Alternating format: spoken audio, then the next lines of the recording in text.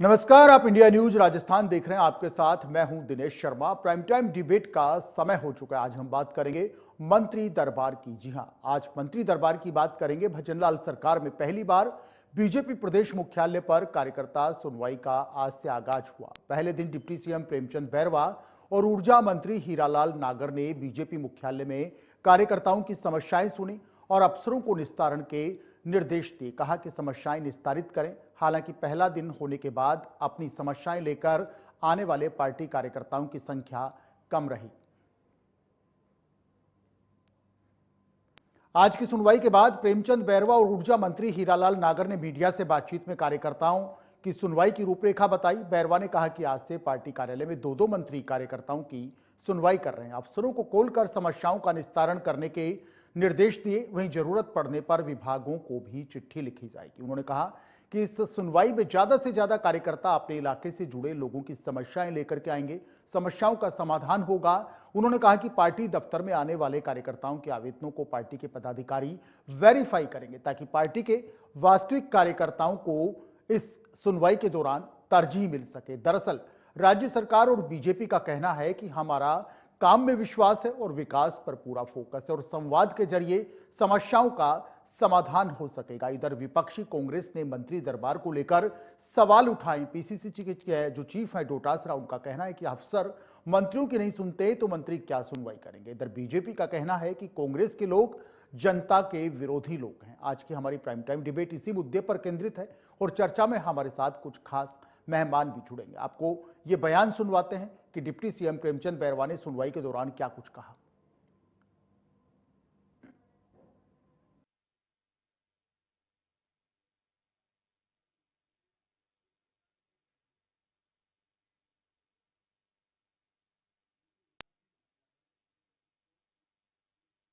हमारे यशस्वी मुख्यमंत्री भजनलाल शर्मा जी ने ये पहल की है कि भारतीय जनता पार्टी के कार्यालय में दो मंत्री प्रतिदिन बैठकर कार्यकर्ता सुनवाई करेगा। हमारा भारतीय जनता पार्टी का कार्यकर्ता जनता के बीच में गांव ढाणी शहर में रहता है और उसके सामने जनता की समस्याएं आती है। उन जनता की समस्याओं को लेकर हमारे यहाँ कार्यालय पे आकर जो सुनवाइयां देंगे उसका निस्तारण हम करने की आज माननीय ऊर्जा मंत्री जी और मैं दोनों यह जनसुनवाई करिए और उसमें करीब 25 से 30 के करीब मेरे पास भी आई है एप्लीकेशंस।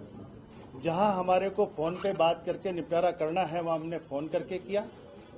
जहां संबंधित डिपार्टमेंट में पत्र भेजना है वहां पत्र भेजने का काम कर रहे हैं और हमारा कार्यकर्ता यहाँ आकर संबंधित पदाधिकारी के साइन करवाकर अगर वो देगा तो हमें ये आइडेंटिफाई हो जाएगा कि हमारा कार्यकर्ता है और हमारा कार्यकर्ता जन समस्याओं को लेकर आता है तो हम उसका निस्तारण हमारे यशस्वी मुख्यमंत्री भजनलाल शर्मा जी की पहल पर आज से ये कर रहे हैं। निश्चित रूप से इससे जनता को, आम जनता को इसका समाधान, अपनी समस्याओं का समाधान के लिए यहाँ पे हल होगा। तो मैं सभी आपके माध्यम से भी सभी कार्यकर्ताओं से विनम्र निवेदन करता हूं कि वो प्रतिदिन भारतीय जनता पार्टी के कार्यालय में आकर और अपनी जो भी जनता के और गांवों की जो समस्याएं हैं वो समस्याएं यहाँ लाकर दें ताकि हम उनका निस्तारण कर सके। जो काम होने वाले हैं वो तुरंत होने वाले तुरंत कराएं। जो संबंधित डिपार्टमेंट से कोई प्रक्रिया लग रही है उस प्रक्रिया को अपनाते हुए हम काम करवा सके। इसलिए आज से ये कार्यक्रम शुरू है जन सुनवाई का, कार्यकर्ता सुनवाई का ये कार्यक्रम आज से चालू है और मैं आपके माध्यम से सभी से ये निवेदन करूंगा कि इसमें ज्यादा से ज्यादा लोग अपनी समस्याओं को लेकर आएंगे। तो चलिए, हमारे साथ दो खास मेहमान जुड़ गए। डॉक्टर चेतन राजपुरोहित जी हैं, भारतीय जनता पार्टी के नेता हैं। भारती कुमावत जी हैं, कांग्रेस की नेता हैं। आप दोनों का प्राइम टाइम डिबेट में स्वागत है। डॉक्टर चेतन राजपुरोहित जी, स्वागत है आपका इंडिया न्यूज के मंच पर। भारती कुमावत जी, आपका भी स्वागत है इंडिया न्यूज के प्राइम टाइम डिबेट पर। आप दोनों का वेलकम करते हुए डिबेट की शुरुआत डॉक्टर चेतन राजपुरोहित जी के साथ। डॉक्टर साहब, काम में विश्वास, विकास पर फोकस, संवाद के जरिए राजस्थान की जनता की समस्याएं हल होंगी, प्रॉब्लम सोल्व करेगी राजस्थान की सरकार और भारतीय जनता पार्टी इसमें कंधे से कंधा मिलाकर के सहयोग दी। आज वो दिन आ गया जब बीजेपी के प्रदेश मुख्यालय में मंत्री दरबार की आपने सुनवाई कर दी। डिप्टी सीएम साहब को आप सबने सुना होगा, भारती जी आपने सुना होगा, चेतन जी आपने सुना होगा कि समस्याओं का हल हर कीमत पर होगा, लोगों को राजस्थान की सरकार की योजनाओं का लाभ यहां पर मिलेगा। बार बार मुख्यमंत्री कहते हैं कि विकास पर पूरा फोकस, और आज इसी विजन के तहत राजस्थान की सरकार ने एक नई शुरुआत की है। भारतीय जनता पार्टी ने 2 साल के जो टाइम पीरियड है, टेन्योर है, उसमें पहली बार आज वो दिन आ गया कि बीजेपी के मंत्री यहां पर मंत्री दरबार लगाएंगे। 2 मंत्री जनता की समस्याओं को यहां पर सुनेंगे। चेतन जी, क्या कुछ कहना चाहेंगे आप इस पूरे मुद्दे पर जो आज से मंत्री दरबार की शुरुआत आपकी पार्टी ने की है, लोगों की समस्याओं का समाधान करने का जो दावा आपकी ओर से किया जा रहा है? डॉक्टर चेतन राजपुरोहित साहब। दिनेश जी, पहले तो मैं धन्यवाद करना चाहता हूँ माननीय मुख्यमंत्री जी का, जिन्होंने इस तरीके से एक संवेदनशील निर्णय लिया है और ये प्रयास किया, और ये प्रयास करने का काम किया है कि गांव ढाणी में बैठे हुए व्यक्ति, एक मोहल्ले में बैठे हुए व्यक्ति जो किसी भी कार्यकर्ता के संपर्क में रहता है, चाहे वो किसी भी रूप में कार्यकर्ता से संपर्क में रहता है, उसकी कोई समस्या है, उस क्षेत्र की कोई समस्या है, सामूहिक समस्या है, व्यक्तिगत समस्या है, उन सबको कलेक्शन करने का काम हमारा कार्यकर्ता जो मंडल स्तर का है, जो बूथ स्तर का है, जिला स्तर का है, वो कलेक्शन करके उन समस्याओं को प्रदेश कार्यालय तक लेकर आएगा। उसके बाद में संबंधित मंत्री और हमारे संगठन के पदाधिकारी दोनों बैठते हैं। इसमें दिनेश एक चीज बताना चाहता हूँ, 2 हमारे मंत्री बैठते हैं, माननीय मंत्री जी, और 2 हमारे प्रदेश स्तर के पदाधिकारी भी बैठते हैं। ये एक अनुपम उदाहरण है संगठन और सत्ता के तालमेल का। जब कार्यकर्ता अपनी समस्याएं लेकर के आएगा तो समस्याएं 2-3 तरीके की होती है जी।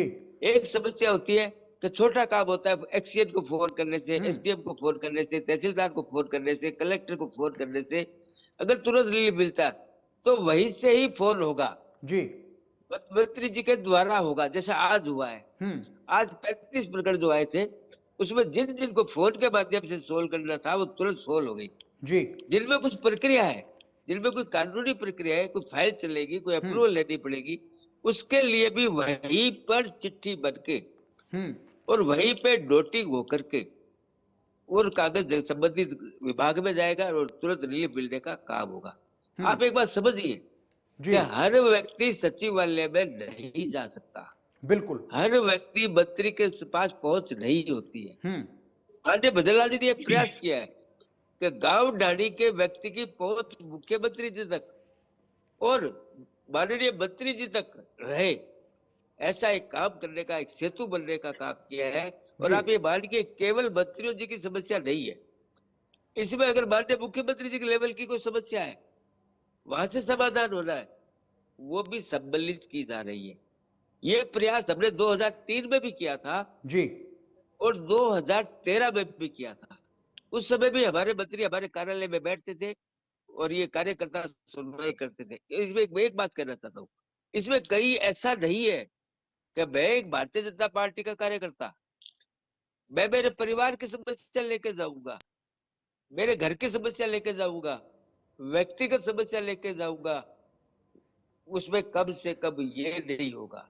एरिया की समस्या, गांव की समस्या, ढाणी की समस्या, सामूहिक जो समस्या है, अगर कहीं बिजली की समस्या है, अगर चिकित्सा के स्कूल के अंदर शिक्षक की दिक्कत है, स्कूल में कोई दूसरी प्रॉब्लम है, बिजली की प्रॉब्लम है, अगर स्वास्थ्य के अंदर दवा मेडिसिन की प्रॉब्लम है, डॉक्टर की समस्या है, पैरामेडिकल स्टाफ की समस्या है, वहां लगाने के लिए बात करते हैं, गांव के लोग कहते हैं यहाँ होने चाहिए।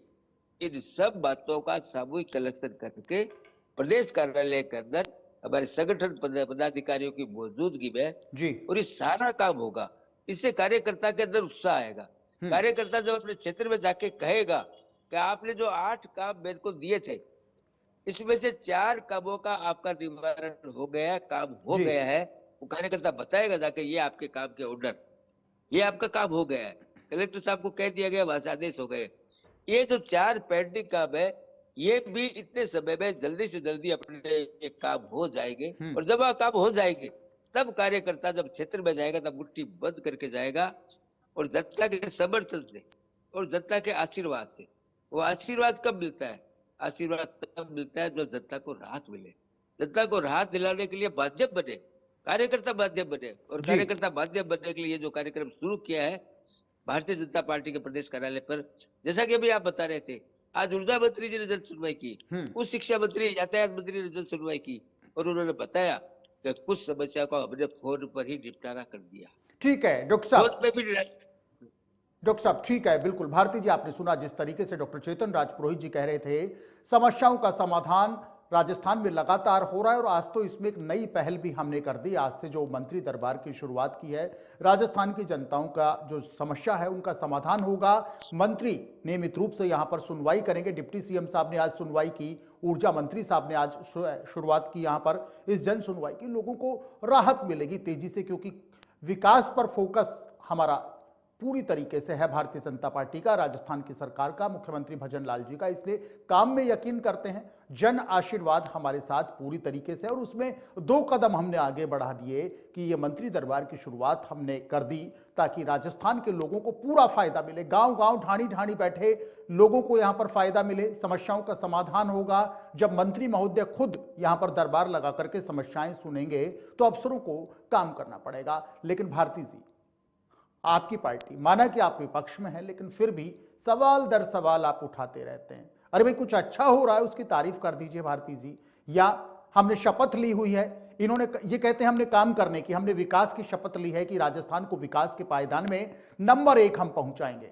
तो मेरा आपसे सवाल है भारती जी, क्या आपने विपक्ष के रूप में, आपकी पार्टी ने, आपने भी कोई शपथ ली हुई है क्या कि अच्छा काम हो तो भी अच्छा नहीं कहना, ये हमने शपथ ली हुई है? Bharti madam please. हाँ जी, देखिए सबसे पहले तो ये मैं बता दूं कि विपक्ष की भूमिका लोकतंत्र में अति महत्वपूर्ण है। जी। और विपक्ष का काम है आलोचना करना, या जो कमी रह गई है उसे जनता को जागरूक करके बताना।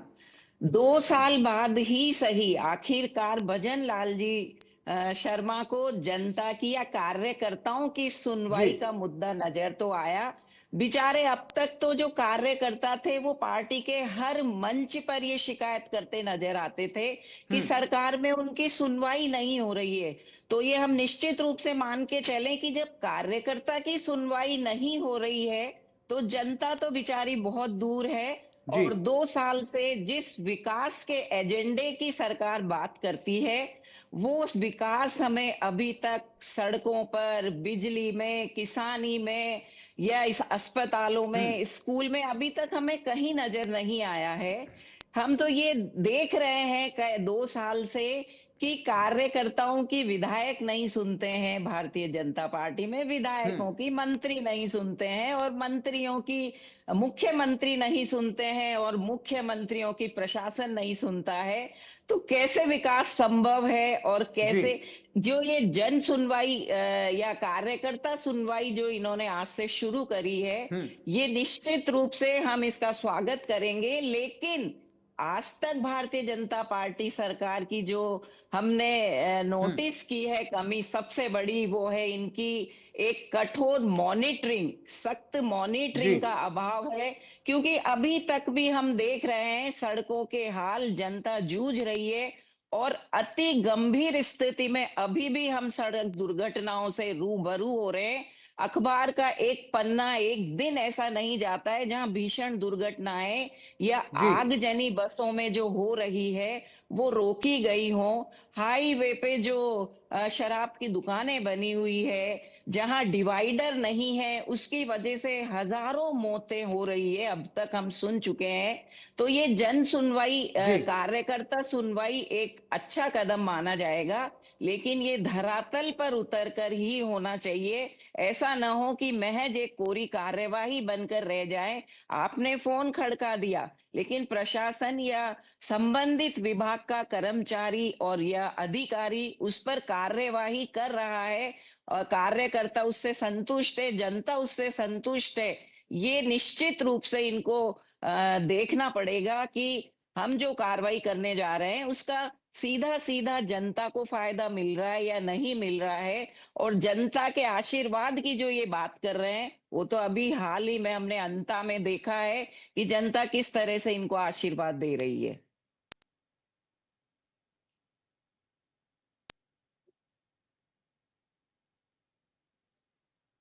से भारती जी कह रही हैं अच्छा काम होगा तो उसका हम शुरुआत भी करेंगे, हम उसका वेलकम भी करेंगे। लेकिन भारती जी, जिस तरीके से आप कह रही हैं कि हमें दिखाई नहीं दे रहा, ना सड़कों का विकास हमें दिखाई दे रहा है, ना हमें दूसरा विकास किस किस क्षेत्र में राजस्थान की सरकार ने किया है हमें दिखाई नहीं दे रहा, लेकिन भारतीय जनता पार्टी के तमाम नेता ये कहते हैं कि विपक्ष अपना चश्मा हटाए। जिस तरीके से आपने काम विपक्ष में है, आलोचना करना हमारा काम है, विपक्ष में है आलोचना करना हमारा काम। एक सवाल है मेरा भारती जी आपसे, क्या अच्छे कामों का स्वागत विपक्ष की ओर से नहीं किया जाएगा? ये परंपरा कब शुरू होगी? क्या ये परंपरा है नहीं क्या राजस्थान की राजनीति में, राजस्थान की सियासत में ये परंपरा नहीं है कि अच्छे कामों का, हम विपक्ष में हैं तो क्या हुआ, कभी हम सत्ता में रहे थे, आज हम विपक्ष में हैं, अच्छे कामों का स्वागत तो होना चाहिए ना भारती मैडम? आप आलोचना करिए, लेकिन अगर कोई अच्छी शुरुआत होती है रचनात्मकता तो की बात लेके चलता है, जी। विपक्ष रचनात्मकता की बात लेकर चलता है, सकारात्मक दृष्टिकोण लेकर चलता है कि सुधार हो, विकास हो। देखिए, अभी तक किसान कितना परेशान है, हमारे राज्य का अन्नदाता, कि उसे अभी भी काला बाजारी से फेस टू फेस होना पड़ रहा है, उसे यूरिया और खाद के लिए लंबी लाइनों में लगना पड़ रहा है। और किसी को यदि 3 कट्टों की जरूरत है, उसे महज 1 कट्टा देकर उसे वापस भेजा जा रहा है, तो निश्चित रूप से उसकी फसल को नुकसान होगा। पिछली फसल भी बारिश की वजह से चली गई है, जिसका मुआवजा उसे अभी तक नहीं मिला है, और इस फसल को भी यदि समय रहते खाद और यूरिया नहीं मिला, तो उसकी फसल को निश्चित रूप से नुकसान होना वाजिब है, जो उसके लिए बहुत दुखद स्थिति रहेगी। तो किस विकास की हम बात कर रहे हैं? अभी देखिए, हमारे भारती शिक्षा जी, मंत्री भारतीय जी जनता तो पार्टी के ये तमाम जी नेता कहते हैं, मंत्री कहते हैं, मुख्यमंत्री जी कहते हैं, सिंगल विंडो एक ऐसा प्रोसेस हमारी सरकार ने बनाया है। नई पर्यटन नीति को आप उठा लीजिए, युवाओं को इतने रोजगार दिए हैं, इतने रोजगार दिए हैं हमने 2 साल में राजस्थान की सरकार ने। राइजिंग राजस्थान की आप बात कर लीजिए, जितने भी एमओयू भजन लाल जी की लीडरशिप में राजस्थान की सरकार ने किए हैं, सब धरातल पर उतर चुके हैं, सब धरातल पर उतर चुके हैं। हर वर्ग को हम साथ लेकर के चल रहे हैं। सीएम साहब बार बार कहते हैं, कल भी उन्होंने कहा हर वर्ग के हम साथ हैं और राजस्थान का हर वर्ग हमारे साथ है, और मिलकर के विकास का जो क्षेत्र है उसमें राजस्थान को नंबर 1 राजस्थान हमें बनाना है, नंबर 1 हमें राजस्थान बनाना है, और वो जनता के सहयोग से बनेगा। इसीलिए शुरुआत की गई है, ताकि कहीं कोई कमी है, कहीं कोई प्रॉब्लम्स है, तो उनका सॉल्यूशन यहां पर निकलेगा। चेतन जी, भारती जी कहती है विकास नहीं कर रहे आप लोग, हमें तो दिखाई नहीं दे रहा, हमें विकास बिल्कुल भी नहीं दिखाई दे रहा, सिर्फ हवाई फायर हैं। ये इनका कहने का मतलब है कि इस क्षेत्र में विकास किया है। सड़कों की हालत आप देख लीजिए, ये बार बार कांग्रेस की ओर से भी कहा जाता है, और आज भारती जी भी कह रही हैं कि हमें बिल्कुल भी विकास नहीं दे रहा। और इन्होंने ये भी सवालिया निशान उठाए कि 2 साल के बाद आज ये शुरुआत करते हैं, आज आगे 2 साल में कहां थे? डॉक्टर चेतन राजपुरोहित जी। कांग्रेस पार्टी के लिए विकास का मतलब है मंत्री जी का विकास, हम्म। विधायकों का विकास, मुख्यमंत्री जी का विश्वास जी। विकास और उप मुख्यमंत्री जी का विकास। इनको जनता से तो कोई लेना देना था ही नहीं। और अभी हमारे बहन ने एक बात की बहुत अच्छी, अंता विधानसभा क्षेत्र को याद किया। सही है, हम चुनाव हारे, हम स्वीकार करते हैं हम चुनाव हारे, हमारे अंदर कोई कमी रही है, हम हमारी बात को जनता तक नहीं पहुंचा पाए और हम चुनाव हार गए, स्वीकार करते हैं, समीक्षा करेंगे, आगे से हम ऐसा प्रयास करेंगे कि जो मतों का डिफरेंस रहा इसको कैसे पाटे, और यही हमारी स्ट्रेटेजी रहती है हर चुनाव के अंदर। जी। लेकिन हमारी बहन ये भूल गई, 7 में से 5 चुनाव हम जीते हैं सरकार बनने के बाद में, विधानसभा उपचुनाव, हमने पंचायत चुनाव जीते हैं, कांग्रेस ने इनके जिला प्रमुख की, इनकी प्रधानी छीनी है हमने स्थानीय निकायों के चुनाव 2 साल में जीते हैं। हम जीते हैं तो भी समीक्षा करते हैं, डॉक्टर साहब ये भी कहते हैं समीक्षा अगर थोड़ा करते और हैं। मेहनत कर लेते, थोड़ा काम कर लेते तो अंता का भी जीत जाते आप। अंता का कैसे हार गए सर? बड़ा प्रेस्टीज पॉइंट ऑफ था दोनों पार्टियों का, कांग्रेस ले गई आपसे सीट, हंसते हंसते ले गई। दिनेश जी, ये भारतीय जनता पार्टी है जो ये कहती है कब हारे हैं। हम कभी ईवीएम पे आरोप नहीं लगाएंगे, हम कभी किसी प्रकार का आरोप नहीं लगाते, हम कभी भी हम लोकतांत्रिक सिस्टम की हत्या करने की बात नहीं करते हैं। कभी भी हम चुनाव आयोग पे आरोप नहीं लगाते हैं, ये तो पहली बात। दूसरी बात, हमारी बहन ने यूरिया की बात की। हमने देखा है कांग्रेस शासन के 5 साल में, जी लेकिन उसमें इसलिए नहीं जाऊंगा कि जनता ने त्रस्त होकर इनको विदा कर दिया, सत्ता से हटा दिया कांग्रेस पार्टी को। वो इसीलिए हटाया था कि इनके कुकर्मों की वजह से। इसी हफ्ते 1,08,000 मीट्रिक टन यूरिया आ रहा है। पहले जो यूरिया है हमने बांटा है, हमने नैनो यूरिया की बात की है, हमने नीम कोटेड यूरिया की बात की है। किस प्रकार से कांग्रेस राज में यूरिया का ब्लैकमेलिंग होती थी, नेताओं के द्वारा यूरिया पे कब्जा किया जाता था, बाद में उसको बेचा जाता था, फैक्ट्री में यूज होता था। हमने नीम कोटेड यूरिया शुरू किया ताकि वो इंडस्ट्रीज के अंदर उपयोग में ना आए, इंडस्ट्रीज के लिए वो बाहर हो जाए। ये माननीय प्रधानमंत्री जी ने किया है, ये माननीय मुख्यमंत्री जी ने किया है। अब आता हूँ विकास की बात पे। जी मैं हमारी बहन को निवेदन करना चाहता हूँ, आप थोड़ा देखिए, आप सर्च कीजिए। आपके 5 साल का शासन, हमारे 20 महीने का शासन, इसका तुलनात्मक अगर आप अध्ययन करेंगे, चाहे आप कृषि को लीजिए, आप स्वास्थ्य को लीजिए, आप शिक्षा को लीजिए, आप इंफ्रास्ट्रक्चर को लीजिए, आप पानी को लीजिए, आप इरिगेशन को लीजिए, आप सड़क को लीजिए, आप लीजिए ना ऊर्जा क्षेत्र में विद्युत उत्पादन को लीजिए, आप जी माननीय मुख्यमंत्री जी की योजनाओं को लीजिए, किसान सम्मान निधि को लीजिए। क्यों किसान सम्मान निधि तो आप लोग देते ही नहीं है, 70 साल से आपने किसान को 1 रुपए नहीं, इसलिए तो बात ही नहीं करूंगा। भारती जी सुन लीजिए, चेतन जी कह रहे हैं किसानों का सम्मान तो आपने किया ही नहीं, किसानों का असली सम्मान भारतीय जनता पार्टी करती है। लेकिन मैं एक बात कहता हूँ कि हमारी बहन जब इन चीजों को तुलनात्मक अध्ययन करेगी जी, तब ये मानेंगे कि नहीं, भजन लाल जी ने बहुत अच्छा काम किया है, हम लोगों के काम में चूक हुई, हम काम नहीं कर पाए, इसलिए हम सत्ता से बाहर हो गए। इनके डिप्टी सीएम सचिन पायलट साहब अजमेर से जयपुर एक पद यात्रा निकालते हैं, जन आक्रोश रैली, जन आक्रोश पद यात्रा। एक डिप्टी सीएम जो रूलिंग पार्टी का डिप्टी सीएम है क्यों निकालता है? वो इसलिए निकालता है कि उसको ऐसा लगता है कि मेरी पार्टी, मेरी सरकार युवाओं के भविष्य के साथ खिलवाड़ कर रही है, पेपर लीक के माध्यम से खिलवाड़ कर रही है, नियुक्तियां नहीं दे रही है, लाठीचार्ज कर रही है, किसानों पे लाठीचार्ज, विरंगनाओं पे लाठीचार्ज, धरती के भगवान डॉक्टरों पे लाठीचार्ज। ऐसा कोई नहीं था जिसको इन्होंने ठगा नहीं। कांग्रेस पार्टी ठगने का काम करती है और इसीलिए इनकी ये स्थिति होती है कि जो पार्टी 430 सीटें लोकसभा में लाने वाली थी जी, उस पार्टी को 40 में संशोधन करना पड़ा। और आपको एक नई चीज बताता हूँ, बंगाल के अंदर दिनेश जी का खाता नहीं खुला, विधानसभा खाता। आप कल्पना करिए, 65 साल राज करने वाली पार्टी जिसका बंगाल की विधानसभा में प्रतिनिधित्व नहीं, आप बिहार में आइए 6 सीटें जीते। इनसे तो एआईएम बढ़िया पार्टी, असदुद्दीन ओवैसी जो 5 सीटें जीत के चले गए। कहाँ रह गई कांग्रेस? अब कांग्रेस आत्मचिंतन नहीं करती है। ठीक है, चेतन जी फिर आएंगे आपके पास, चेतन जी फिर आएंगे आपके पास। भारती जी, जिस तरीके से आपने डॉक्टर साहब को सुना, चेतन राजपुरोहित जी को आपने सुना कि 5 साल आप लड़ते रहे, 5 साल आप झगड़ते रहे, और एक जो बड़ी बात है, ये मेरे शब्द नहीं है, डॉक्टर साहब ने आपने कहा कि आपने तो 5 साल ठगने का काम किया। ठग पार्टी है कांग्रेस, देश की ठग पार्टी, आपने ठगा, हर वर्ग को ठगा। उसका नतीजा ये हुआ कि सत्ता से आपको राजस्थान की जनता ने बाहर यहां पर कर दिया। भारती जी, मेरा एक सवाल है, जिस तरीके से आप कह रहे हैं काम कुछ हो नहीं रहा, लेना देना कुछ है नहीं और कौड़ी खाना पूर्ति यहां पर की जा रही है, यही कहते हैं ना भारती जी आपके तमाम नेता, आपकी पार्टी। लेकिन जिस तरीके से राजस्थान के मुख्यमंत्री ये कहते हैं हजारों करोड़ की विकास परियोजनाएं राजस्थान में संचालित हो रही हैं। अभी कुछ दिन पहले, 4 या 5 दिन हुए, पाली जाते हैं मुख्यमंत्री जी, 110 करोड़ रुपए की सौगात देते हैं। डिप्टी सीएम साहब कहते हैं राजस्थान का, चाहे पश्चिमी राजस्थान हो, पूर्वी राजस्थान हो, राजस्थान का कोई भी हिस्सा हो, विकास की कोई कमी नहीं रहेगी। अलवर से लेकर पाली तक, शेखावटी से लेकर पश्चिमी राजस्थान तक पूरा जमकर विकास हो रहा है, पूरा विकास हो रहा है। सौर ऊर्जा में राजस्थान हमारा सबसे आगे है, राजस्थान हमारा सौर ऊर्जा में सबसे आगे है और 2027 तक राजस्थान के किसानों को दिन में भी भरपूर बिजली मिलेगी। राजस्थान के 22 जिलों में इसका रिजल्ट भी आप देख सकते हैं भारती जी। और आप कह रहे हैं लेना देना कुछ है नहीं, कैसे लेना देना नहीं है भारती जी? देखिए, शिक्षा के क्षेत्र के विकास की अभी चेतन जी भाई साहब ने बताया, शिक्षा के क्षेत्र के विकास की बात कर रहे हैं तो 320 स्कूल नामांकन कम होने की वजह से बंद होने जा रहे हैं। जी तो 2 साल का समय सरकार को कम पड़ गया कि सरकारी स्कूलों में नामांकन बढ़ाने के लिए योजनाएं चलाई जाती।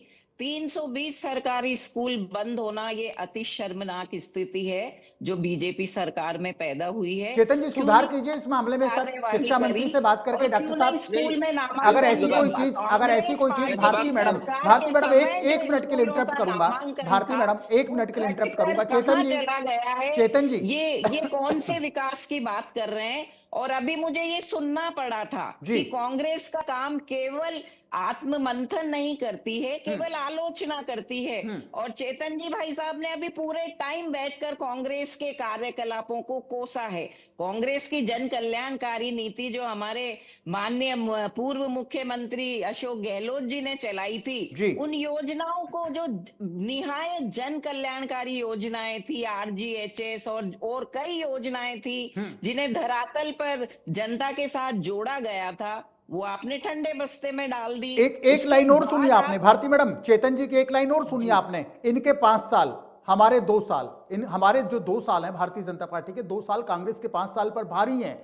इन्होंने आप खुला क्यों ओपन चैलेंज भी उठाकर दिया डॉक्टर साहब पीछे ने। चले भारती जी, जाते ओपन हैं? चैलेंज आप दिया अपने डॉक्टर साहब ने। विकास की बात तुलनात्मक करिए। स्टडी कर लें आप भारती जी, कंपैरेटिव भारतीय स्टडी कर लें, जनता 5 पार्टी के साल वर्सेस विकास 2 की साल। बात करिए। अभी आपके पास 3 साल और हैं। आप उसमें क्या करने जा रहे हैं? धरातल पर योजनाओं को लाइए। जनता जिस मार को सहन कर रही है, जिन दुर्घटनाओं से जनता जी त्रस्त है, उनमें क्या सुधार हो रहा है? आज कितने महीनों से हम ये देख रहे हैं दुर्घटनाओं को, सड़कों की हालत, सीवर की हालत, स्वच्छता अभियान कहाँ कहाँ चला गया है? और अभी मैं तो ये कहूंगी, चलिए एसआईआर की इन्होंने डेट बढ़ा दी है, उसके बाद केंद्र से जो पंचायत राज और स्थानीय जी संस्थाओं के नाम पर 3,000 करोड़ रुपए जो आना था वो रुक गया है, क्योंकि चुनाव नहीं हो रहे हैं अभी। तो आप ये देखिए कि गांव पंचायतों और तहसीलों में स्वच्छता मिशन का क्या हाल होगा और वहां की जनता ऊंट किस करवट बैठेगा, ये ईश्वर भरोसे है। ठीक है, बिना ठीक है। फंड्स के। भारती जी, फिर आएंगे आपके पास। डॉक्टर साहब, सबसे पहले एक सवाल का जवाब मैं आपसे लेना चाहूंगा। भारती जी ने जिस तरीके से अभी एक स्टेटमेंट दिया, 320 स्कूल ऐसे हैं जिनमें नामांकन है वो ना के बराबर है, बंद होने के कगार पर ऐसे हैं। चेतन जी, यदि ये बात एक निकल करके सामने आती है कि 320 स्कूलों में नामांकन का ये हाल है, तो निश्चित रूप से मेरी भी आपसे रिक्वेस्ट रहेगी, और जब विपक्ष में है भारती जी, निश्चित रूप से ये चाहे अच्छे कामों का आपका वेलकम करें या न करें, लेकिन चूंकि आप सत्ता में हैं, जनादेश राजस्थान की जनता ने भारतीय जनता पार्टी को दिया है, मुख्यमंत्री भजनलाल शर्मा जी को दिया है, आप लोगों को दिया है। यदि ये एक आरोप निकल करके सामने आता है, ये क्वेरी निकल करके सामने आती है कि 320 स्कूलों का ये हाल है, तो चेतन जी, क्यों ना शिक्षा मंत्री महोदय से आप कल सुबह बात करें इस मामले में। भारती जी, एक मेहरबानी और कर दीजिएगा, ये 320 स्कूल कौन कौन से हैं जिनमें नामांकन का जो स्टेटस है वो 0 के बराबर है या इतना लेस है कि बिल्कुल पढ़ाई बाधित हो, और ये चैलेंज यदि बनता है एजुकेशन डिपार्टमेंट के लिए। मेरी आपसे रिक्वेस्ट रहेगी भारती जी, जनहित में, स्टूडेंट्स के हित में, पब्लिक हित में, यदि इन 320 स्कूलों की लिस्ट आपके पास है, इनका नाम आपके पास है, तो निश्चित रूप से प्रोवाइड कराइए, उपलब्ध कराइए, आप डॉक्टर साहब को दीजिए।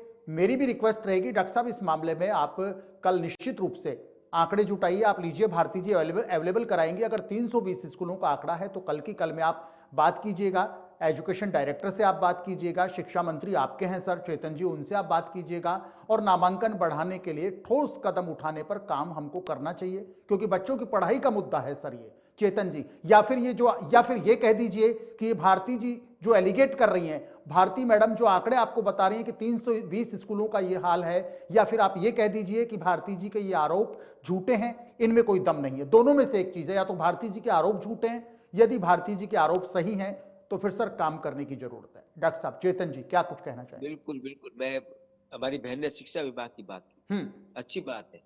ये हमारे आने वाली पीढ़ी का नहीं, वर्तमान पीढ़ी के भविष्य से जुड़ा हुआ मामला है, चाहे वो प्राइमरी स्कूल हो चाहे वो मिडिल स्कूल हो। हम लोगों ने एक काम जरूर किया जी, हमारी सरकार के अंदर शिक्षा विभाग का मतलब लक्ष्मणगढ़ विधानसभा क्षेत्र नहीं है। हमारी सरकार का शिक्षा विभाग का मतलब है समग्र विकास पूरे राजस्थान के स्कूलों का। जी, आप कल्पना कीजिए दिनेश जी, 8 बच्चे 11 टीचर, क्या ये संभव है? क्या कभी ऐसा हो सकता है? जी, क्यों होता था ऐसा कि उन लेकिन लोगों सर को सर सत्ता में तो आज ग्रामीण हम हैं, क्षेत्र से, डॉक्टर साहब सत्ता हाँ में मैं आज हम आता हैं, हूँ, चीजें यही हमारे कर रहे हैं सामने आई। दिनेश जी, जरूरी दिनेश नहीं जी, है, जरूरी दिनेश नहीं है कि उन्होंने कुछ दिनेश गलत किया तो हम भी दिनेश जी गलत करें सर। दिनेश जी। जी अब यही कर रहे हैं। हम्म। एक भी स्कूल राजस्थान में बंद नहीं कर रहे हैं। बिल्कुल। हम क्या कर रहे हैं मैं आपको बताना चाहता हूँ। हम्म। हम ये कर रहे हैं जहां पर नामांकन 20 बच्चों का या 10 बच्चों का या 5 बच्चों का है जी। और बिल्कुल पास में एक स्कूल है हम्म। जहां पर वो बच्चे आराम से पढ़ सकते हैं, क्योंकि इन्होंने स्कूलें तो खोली थी हम्म। लेकिन चलाई कहाँ थी? किराए की बिल्डिंगों में। जी। ना वहाँ फर्नीचर था, ना वहाँ शिक्षक था, हम्म। ना वहाँ पीने के पानी की व्यवस्था, ना लाइब्रेरी की व्यवस्था, ना लेबोरेटरी की व्यवस्था।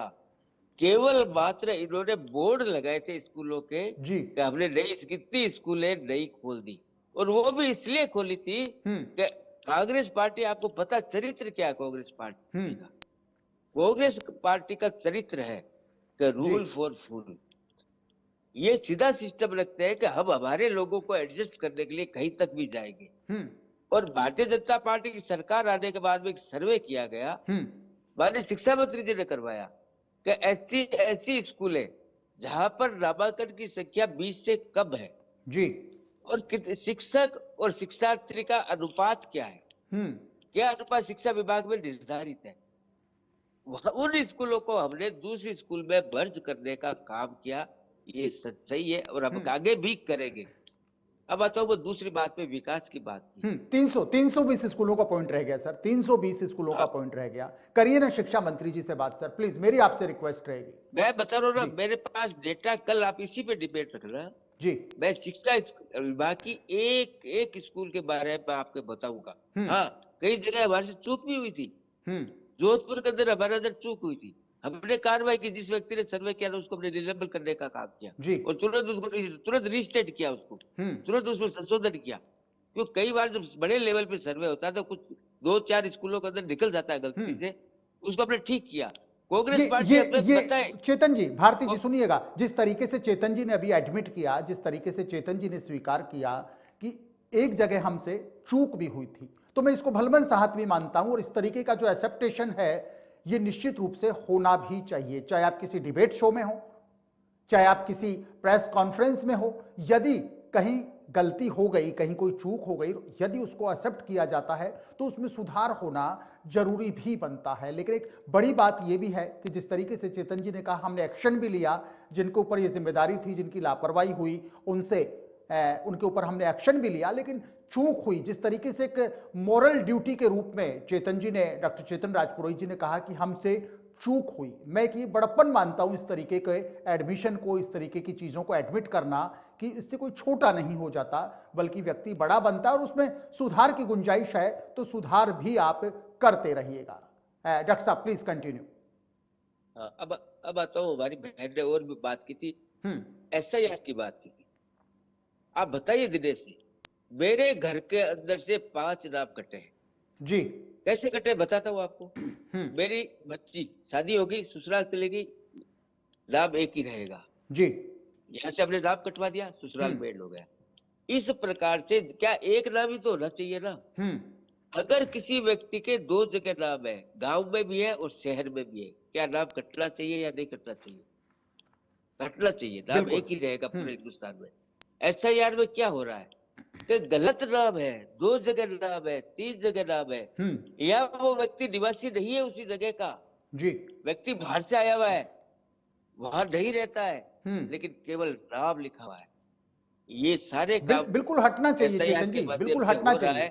और मैं तो कांग्रेस पार्टी को कहना चाहता हूँ कि आप है ना भाई समर्थन कीजिए, धन्यवाद दीजिए, हमारा आभार प्रकट कीजिए कि 65 साल तक आप लोगों ने शुद्धिकरण की तरफ ध्यान नहीं दिया।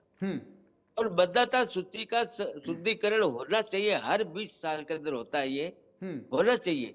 होने से क्या फायदा होगा कि बोगस वोटर हटेंगे। इसमें कभी ये नहीं देखा जाता कि वोटर किसके हैं जी, कभी भी नहीं सोच रहा है। हमारा वोटर कटेगा, इसमें क्या दिक्कत है? इसमें ये थोड़ी देखें कि कांग्रेस का वोटर है कि बीजेपी का वोटर है या किसी और के का है। वोटर हमेशा बदलाता है और कानून के मुताबिक, संविधान के मुताबिक उसको जो अधिकार है वो अधिकार मिलना चाहिए, लेकिन अधिकार का दुरुपयोग भी नहीं होना चाहिए। ये SIR का बात सीधा सीधा है कि कोई भी जो हिंदुस्तान का नागरिक नहीं है, किसी की दोस्त जगह नाम है, मेरे माता पिता दुनिया छोड़ के चले गए, उनका नाम अपने बीसी बताता कटवा दिया, क्यों कटेगा वो? जी इसलिए कटेगा कि हमारा भी कर्तव्य है, हमारा दायित्व है मतदाता का, कि हमारे घर में अगर मेंबर का मतलब बताए BLO को हमारे ये काम कब बिल्कुल कीजिए, और कर देते हैं वो। ठीक है डॉक्टर साहब, लेकिन बिल्कुल एक बात डॉक्टर कहना साहब, बिल्कुल चाहता एक ठीक है। लास्ट बात, एक डॉ- अंतिम बात कहना चाहता हूँ, एक जी अंतिम बात कहना चाहता हूँ। हमारी बहन ने विकास की जितनी भी बातें की, मेरे को केवल एक बात बता दे कि राजस्थान की विधानसभा का जब जब सत्र आउट हुआ है, हम्म तब तब कांग्रेस ने पानी के मुद्दे पर, बिजली के मुद्दे पर, जी किसान के मुद्दे पर, स्वास्थ्य के मुद्दे पर कितनी बार बहिष्कार किया, ये बता दे। मैं जी मान जाऊंगा कि कांग्रेस पार्टी विपक्ष की तरफ निभा रही है।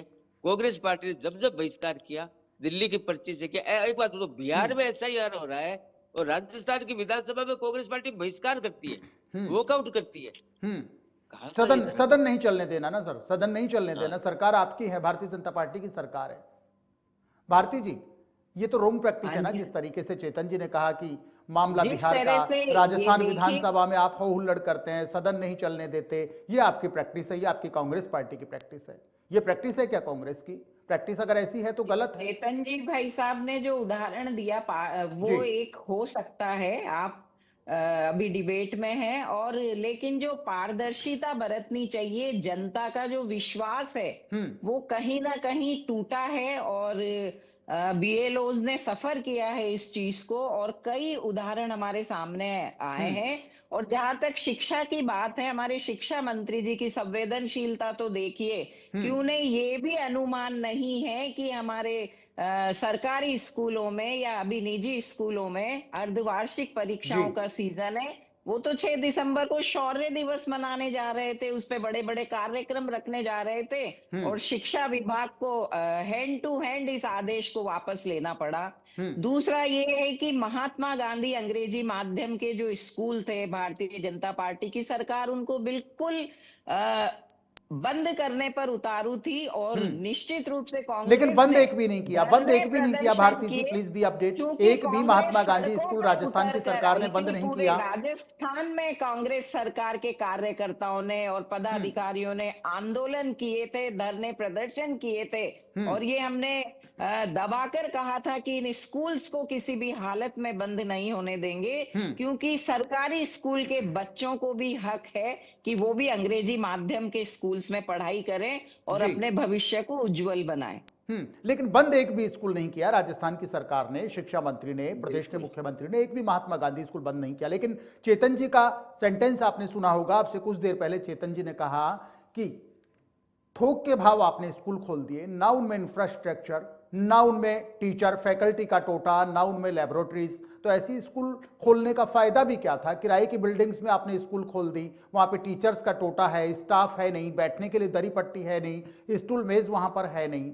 अभी चेतन जी ने जिस तरीके से कहा, तो ये सारा बीड़ा बुलाव हमारे पास है। हम एजुकेशन सिस्टम में सुधार कर रहे हैं, और स्कूलों में इंफ्रास्ट्रक्चर भी गजब का है, फैकल्टी भी पूरी है, और एक अच्छी एजुकेशन राजस्थान के सरकारी स्कूलों में मिल रही है, और ये सामूहिक प्रयासों से ही संभव है। भारती मैडम, देखिए, स्कूल्स बंद कर देना एक अलग चीज है, मर्ज कर देना, यदि पास के स्कूल में है तो उसमें स्टाफ का और ये सारा देखा जाता है, उसमें कोई दो राय नहीं है। हाँ, मर्ज लेकिन करने में बंद कोई हो बुराई नहीं है, जाना- सुविधा और संतुलन लेकिन की दृष्टि से यदि देखिए, मर्ज करने का कांग्रेस फैसला की लिया जाता है। सरकार बड़ी सीरियसली अध्यापक ढाणी टू ढाणी घर घर जाकर नामांकन जोड़ने की प्रक्रिया, प्रवेश उत्सव मनाए जाते हैं 2-2, 3-3 चरणों में, और अच्छी योजनाएं स्कूल्स में, मिड डे मील और ये सब चलती है। बच्चों को शिक्षक और छात्र अनुपात और ये सब रखकर कांग्रेस पार्टी की सरकार में स्कूल्स में बहुत अच्छा नामांकन था, क्योंकि प्रवेश उत्सव और कई बच्चों को खेल खेल में पढ़ाना, और माता पिता अभिभावकों के साथ संवाद रखना, उनसे संपर्क रखना, अभिभावक संघ की मीटिंग्स रखना, ये चौपाल पर जाकर बच्चों से लेकिन चेतन जी ने अभी एलिगेट किया कि ये सब तो सीकर के लक्ष्मणगढ़ तक सीमित था, ये सब तो डोटासरा जी का जो विधानसभा क्षेत्र है उसके आसपास के स्कूलों तक ये सब चीजें थी।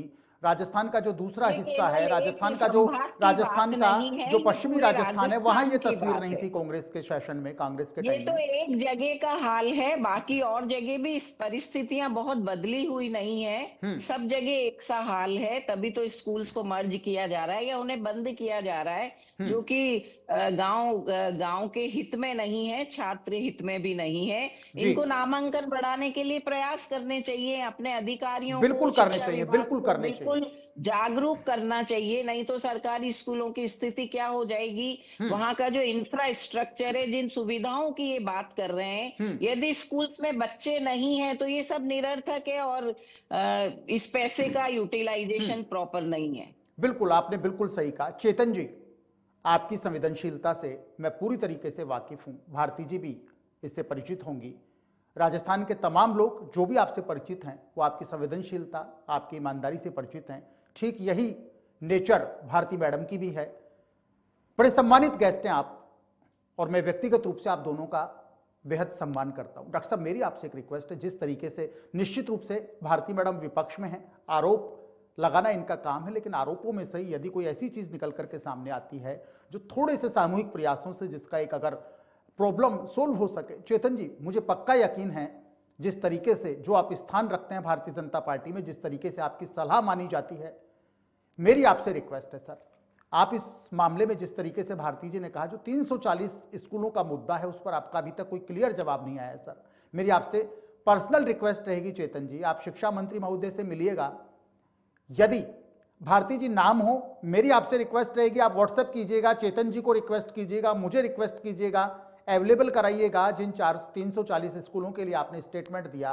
चेतन जी, शिक्षा मंत्री महोदय से मिलकर के निश्चित रूप से इसमें सुधार करवाइए सर, आपकी बात टाली नहीं जाएगी।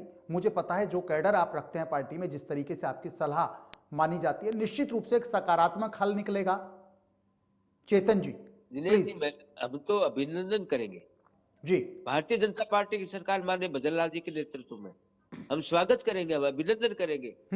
प्रतिपक्ष हमें रचनात्मक सुझाव दे, बिल्कुल हमें हमारी कमियों को बताए, जी। कहीं पर भी कोई चूक हुई तो हमें बताए, हम्म हम आभारी होंगे, हम ठीक करेंगे उसको। और इस राजस्थान प्रदेश को आगे बढ़ाने के काम सामूहिक रूप से 2047 तक जी। विकसित राजस्थान बनाने का जो संकल्प माननीय भजनलाल जी ने लिया है, उसमें सब मिलकर आगे बढ़ेंगे तो निश्चित रूप से राजस्थान मजबूत होगा और आगे बढ़ेगा। पहली बात, बार बार 300 स्कूलों की आप बात कर रहे हैं जी। मैं पहली बार से कह रहा हूँ, एक स्कूल बंद नहीं किए। हमने जो काम किया वो ये किया है कि जहां नामांकन कब था, क्योंकि वो स्कूल केवल मात्र चुनाव आने से 6 महीने पहले खोली गई थी जी। और इसके लिए एक योजनाएं भी लाई थे, विद्या संबल योजना। दिनेश जी, अगर आपको याद हो बिल्कुल तो बिल्कुल सर, बिल्कुल। विश्वविद्यालय शिक्षा में और महाविद्यालय शिक्षा में एक यूजीसी नेट क्वालिफाइड युवक जो पीएचडी भी है, उसको पर पीरियड 500 रुपए देते थे, मैक्सिमम 25,000 रुपए, और उस कॉलेज के अंदर जाने के लिए उसको 60 किलोमीटर का रास्ता तय करना पड़ता था जी।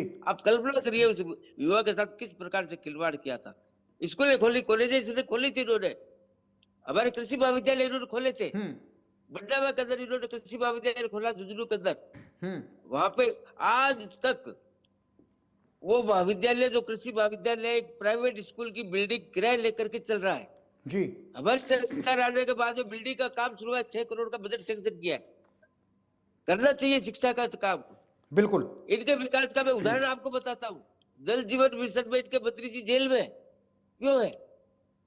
क्या भारतीय जनता पार्टी की सरकार में कभी भी कोई मंत्री जेल में गया है क्या? 2003 से 2008 तक हमारी सरकार थी, 2013 से 2018 भारतीय जनता पार्टी की सरकार थी। बताइए ना एक उदाहरण। करीब करीब 70 से ऊपर जलदाय विभाग के an, XEN, additional chief Zayed निलंबित किए गए, उनके खिलाफ जांच चल रही है। ऐसा क्यों होता है कांग्रेस शासन में? भारतीय जनता पार्टी शासन में ऐसा क्यों नहीं होता है? क्योंकि समर्पण की भावना से कार्यकर्ता जब आगे बढ़ता है, तब भजनलाल जी जैसे नेता होते हैं और मुख्यमंत्री बनते हैं।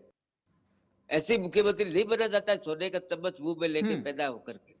ऐसे ही जनता के दरबार 10 जनपद में लगते रहेंगे तो कांग्रेस पार्टी के, और मेरे को वो दिन याद आता है जब यही कांग्रेस के राष्ट्रीय अध्यक्ष खड़गे साहब और अजय माकन साहब विधायक दल की बैठक लेने के लिए 25 सितंबर की वो घटना जयपुर के अंदर आए थे जी। और धारीवाल साहब के घर कांग्रेस विधायक दल की पैरेलल बैठक बुला ली। कांग्रेस के वर्तमान राष्ट्रीय अध्यक्ष इंतजार करते रहे विधायकों का और दिल्ली बैरक लौट गए। धारीवाल साहब का तो ऐसा एकल नहीं। पट्टा के मामले में आज सुप्रीम कोर्ट से जो एसएलपी थी उसमें भी एक झटका लगा है, सुनवाई से इनकार कर दिया कि राजस्थान हाईकोर्ट का जो आदेश था वो एज इट इज रहेगा। कोई ऐसा रिलीफ उनको नहीं मिला है। एकल पट्टा प्रकरण बड़ा चर्चित प्रकरण था चेतन जी। दिनेश जी, मैं इन बातों में जाना नहीं चाहता क्योंकि ये बिल्कुल कोई मतलब नहीं है। हम विकास की बात करते हैं। हमारी बहन ने जो बातें अभी कही थी, किसान की बात की, मैं निवेदन करना चाहता हूँ। हमारी सरकार जब बनी तो केंद्र सरकार 6,000 रुपए देती थी किसान सम्मान निधि के नाम जी। उसमें राजस्थान सरकार ने उसके अंदर से अपनी तरफ से 3,000 ऐड करके और राजस्थान सरकार ने उसको 9,000 किया।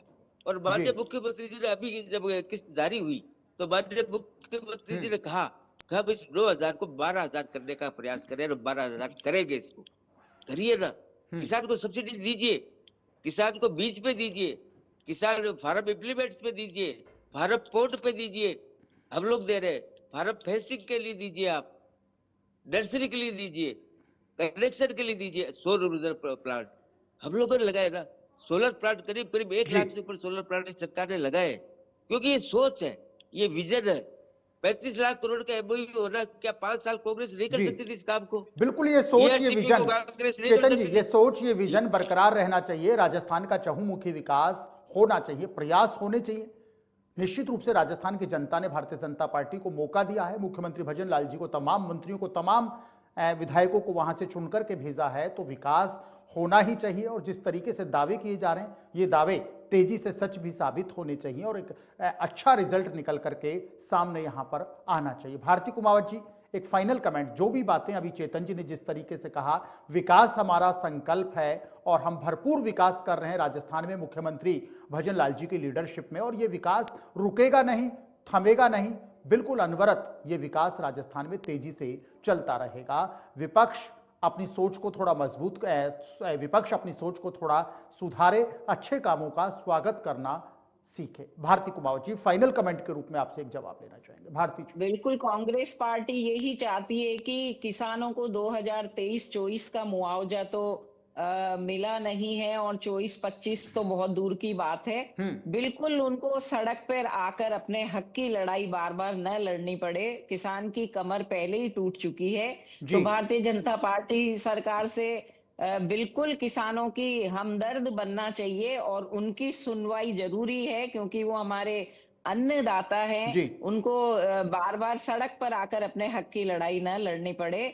मैं यही कहना चाहूंगी कि किसान को अपना मुआवजा मिलता रहे, फसल बीमा का जो भी क्लेम है उन्हें दिया जाए। उनके बार बार हुंकार रैली के माध्यम से या आंदोलन के माध्यम से उसकी स्थिति इतनी दयनीय न बनाए कि उसे अपने हक की लड़ाई के लिए सड़क पर उतरना पड़े। कांग्रेस कॉन्स्पिरेसी रचती है, भारतीय जनता पार्टी ये कहती है जब जब ये किसान आंदोलन होता है कि ये सारी कॉन्स्पिरेसी कांग्रेस की रची हुई होती है। विपक्ष में जो कांग्रेस बैठी है ये उकसाती है कांग्रेस को, हम तो किसान सम्मान निधि भी हमने इतनी बढ़ा दी, हम यूरिया का भी ध्यान रख रहे हैं, हम दिन में किसानों को बिजली भी दे रहे हैं। फिर ये जो बेवजह के कुछ छुटपुट आंदोलन होते हैं उन सबका जो जनक है वो कांग्रेस है। कांग्रेस किसानों के दम पर अपनी राजनीतिक रोटियां सेकती है। इस सवाल का और जवाब दे दीजिएगा भारती जी।